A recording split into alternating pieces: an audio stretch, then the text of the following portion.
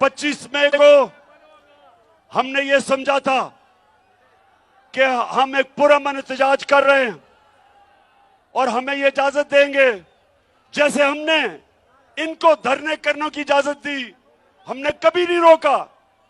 तो हम ये समझ रहे थे, लेकिन हमारा मुकाबला माफिया से है, डाकुओं से है, मुजरिमों से है। इन्होंने हमारे ऊपर तशद्दुद किया, हमारी फैमिलीज थी, इन्होंने उनके ऊपर टेयर गैस शेलिंग की। पुलिस ने हमारे लोगों के ऊपर घरों में घुस घुस के लोगों को पकड़ा। तो आज कप्तान तैयारी कर रहा है, राना सनाउल्लाह और शहबाज शरीफ तैयार हो जाओ। जो अब मैं तैयारी कर रहा हूं, आपको अब मैं जिस तरह कहता हूं, मुझे तो पता है आपने क्या करना है, मुझे तो आपके प्लान का पता है, लेकिन आपको मेरे प्लान का नहीं पता। जो अब तैयारी हो रही है, इंशाल्लाह मैं आपके सामने पेशन गोई कर रहा हूं। पहले ये जो मैं तैयारी कर रहा हूं, मैंने सारी अब इनकी सारी जो प्लानिंग है उसके मुताबिक तैयारी कर रहा हूं। वो अभी मैं आपको नहीं बताऊंगा, मैं पहले अपनी तैयारी कर रहा हूं और फिर एकदम कॉल दूंगा। आप सब ने तैयार होना है, सब ने तैयार होना है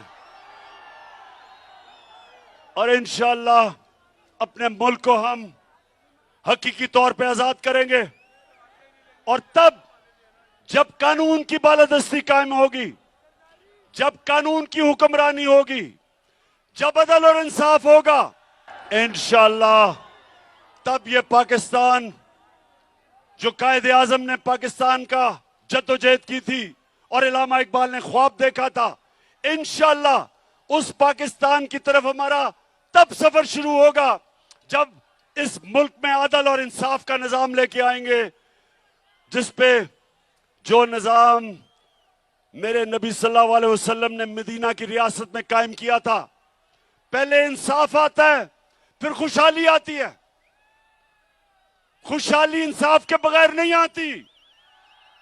और अगर चोरों को आप मुल्क के ऊपर बैठा दें तो वो मुल्क तबाही की तरफ जाता है। तो इसलिए सबने मेरी कॉल की इंतजार करनी है, ज्यादा देर नहीं है, प्लानिंग पूरी कर रहा हूं और इंशाअल्लाह इस बार ये जो मार्च होगी, इंशाअल्लाह इस मुल्क को एक अजीम कौम बनाएंगे।